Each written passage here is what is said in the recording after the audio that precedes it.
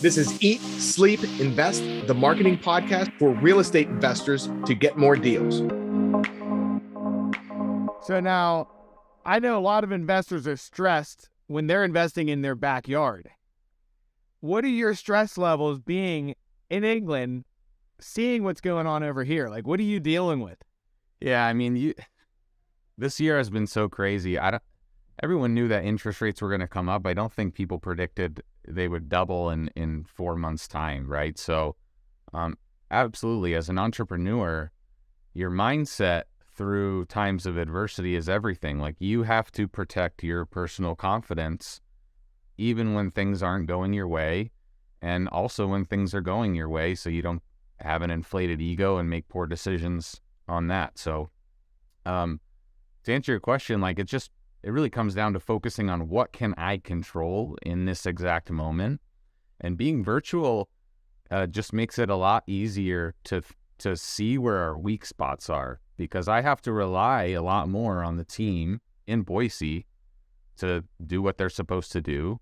And most of the time, if they don't do what they're supposed to do, or we're not doing it to a high enough level, it's almost always a training issue, or we didn't set the right expectations. And so I think is it a challenge running things virtually? Totally. But it's also an opportunity to see where your weak spots are and improve on those pretty quickly.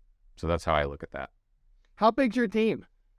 We're up to 16 right now, and we're actually looking to hire additional salespeople. So the number one thing that we get asked is, people are doing layoffs. You got the tech industry laying a bunch of people off, recession. It's scary out there. The way out of any rough patch is sales. Like, you got to get back to the basics. You got to jump in there with your team, maybe at times as the leader, and get your hands dirty in the sales org. You got to do what needs to get done to move product. And while a lot of people will take their foot off the gas and maybe cut some staff, it shouldn't be in your sales department, because we're reaching, in the near term, of course, it's difficult to adjust to a market that's been crazy hot and now is cold, but it also provides opportunity that we haven't seen in a decade. So you have to prime yourself for that opportunity. You have to be ready to take advantage. So whether you're a one-man band or you're a company, those sales skills and salespeople are going to be what get you through and what's going to gain you market share during this time. Yeah, 100%. I'm with you there. You were talking about mindset. Like, what are some things that you do to keep your head in the game? I mean, being in business, it's a constant roller coaster. You're ping-ponging around. Like, I know what I do. What's the stuff that you do that keeps you focused? Sure. We do affirmations and gratitude every week with our team. So in our daily huddles, we're sharing affirmations and points of positivity, and then we're also sharing our gratitude, because our problems are all relative to us, and a lot of times our problems are first world problems, and it's good to remind ourselves of that to help keep us grounded and not have us overly stress about things that don't really have that much of an impact on our lives. Beyond that, it's about taking enough chips off the table and being defensive and conservative in how you're maneuvering personally, so that your foundation is protected. If your foundation is protected, you're still operating from a point of stability, and you're primed to take advantage of these kind of opportunities. You're not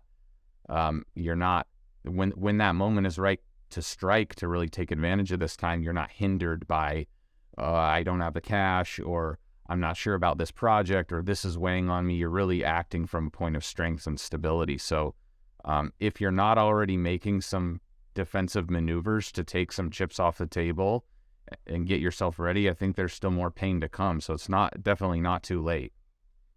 You know what? That's such a good point too, because I know a lot of people, especially when they're scaling, they're like, hey, keep reinvesting in the business, which is fine. But a lot of people do forget to take the chips off the table, because if the market changes, you need to be secure to be able to make good decisions. Otherwise, you're in panic mode. Yeah. And I'm guilty of that. Like what are you doing? Are you taking a specific percent of profits, or what do you take? Yeah, I've been guilty of that too. I think probably when times were good, we maybe I sort of have the opposite problem of most people. We probably kept too many. We should have just sold some and held on to some extra liquidity. Although, hindsight's 2020. It's just hard to predict what can happen. But right now, like if I've got a vacancy in one of our, we've got just over 40 rentals personally, and then we have a few more in the business. And our new construction, as something becomes vacant, we're just looking at it through a different lens of, is this really in a neighborhood that I can either cash flow in significantly and my cash on cash return is solid right now, or you know what, this was a fringe property or neighborhood that we just decided to keep because the market was going up, and now even though we're going to take $75K less or $100K less than what it would have sold for 6 months ago, we still need to have that extra cash to capitalize here in another 6 months. And so I think it's a difficult question to answer, but you kind of got to check your ego and be okay with taking some near-term losses on some of your stuff if that's what it takes to get you into that solid liquidity position.